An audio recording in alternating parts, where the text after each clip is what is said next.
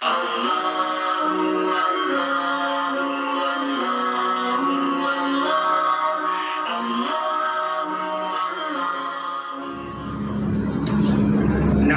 wa nusalli ala rasulihil kareem, amma ba'd. Honorable President of the Convention, affectionate teachers, reverend judges, and all my dear listeners.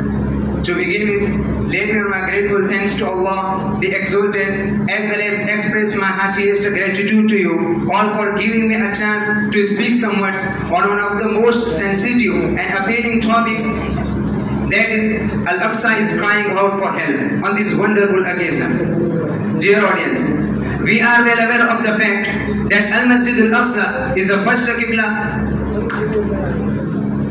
Dear audience, we are well aware of the fact that Al-Masjid Al-Aqsa and Jerusalem occupy a central role in the identity of all Palestinians. And the Muslims as a whole have a high regard for it. But unfortunately, Al-Aqsa is really a deep night in the heart of the Muslim world.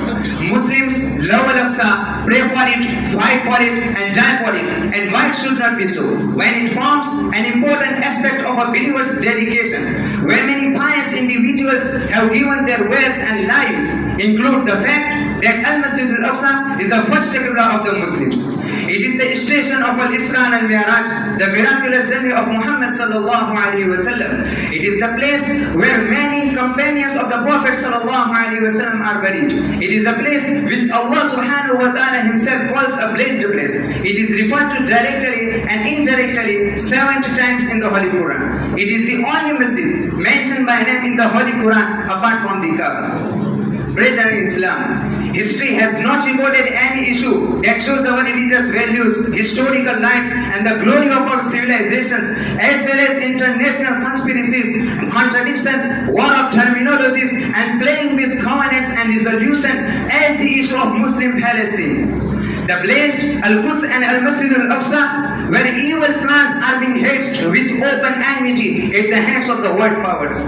Are we not an ummah that had its sources, values, historical rights? What do our Quran and Sunnah, as well as our faith affirms? What does our history of the issue record, which vividly confirm that the war between us and the Jews is the war of faith, identity, and existence? Are we not reading the word of Allah addressing us? Chapter number 5, verse number 82. لَتَجِدَنَّ أَشَدَّ النَّاسِ عَدَاوَةً لِلَّذِينَ آمَنُوا الْيَهُودَ وَالَّذِينَ أَشْرَكُوا. Verily, you will find the strongest among men in enmity to the believers, the Jews, and the polytheists. Hello Muslims. Today we are facing the most severe war against the enemies of yesterday, today, and tomorrow. A war against the descendants of Banu Qurayza, Banu Nadir, and Banu Qaynuqa. Can our people now understand the true color of this hate-filled people after their evils have become widespread and their aggression has become well known? Their war against the Muslims has become more severe. They always think of betrayal and practice injustice and aggression running their ways. The Muslim Ummah inclined towards peace with them for greater benefit and to avoid greater harm. But they always disregard the peace offered. There is no wonder, for that is the peace with a group that wants nothing, as in exterminating its opponents, usurping his land, destroying their economy, debasing its dignity, and weakening. Dear listeners, of what use is there peace with a people whose habits and history are this?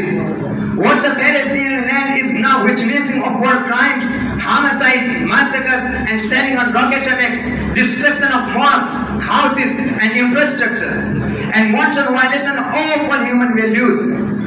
This will never be forgotten in history. Are we not an ummah that had its sources, values, historical rights? But for how long will this humiliation? Is it not time to end all this? Is it not time for the Muslim leaders to save the Palestine and Al-Quds before they become totally obliterated? Brethren in Islam, where is the word kind nation? Where are the so-called human rights organizations? Where are the economic and political sections against the war crimes and violators of international norms and resolutions?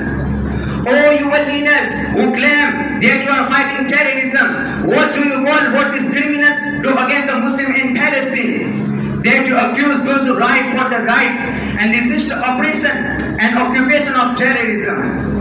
Dear Muslim Palestinian brothers, our hearts are with you. May Allah help you. Continue on your course and revive your aims. Congratulations on the souls you have sacrificed in the way of Allah. Don't despair of the mercy of Allah, for victory is coming inshallah. Brethren in Islam, in short, it is an obligation of every Muslim to stand beside our Muslim brother in Palestine and to support them legally available in the cause of Allah. Lastly, we beg Almighty Allah to send us forth as a supporter and purify Al-Aqsa from the abomination of the occupying forces and the enemies of Islam. Here I wind up my speech with this Urdu couplet. ज़माना अब भी नहीं जिसके सोच से फारिग, ज़माना अब भी नहीं जिसके सोच से फारिग, मैं जानता हूँ आतिश तेरे वजूद में है। सुना है मैंने गुलामी से उम्मतों की नजात, सुना है मैंने गुलामी से उम्मतों की नजात, खुदी की परवरिश व लज़्ज़त नमूद में है। व आखिर दावाना अनिल हम्दुलिल्लाहि रब्बिल आलमीन।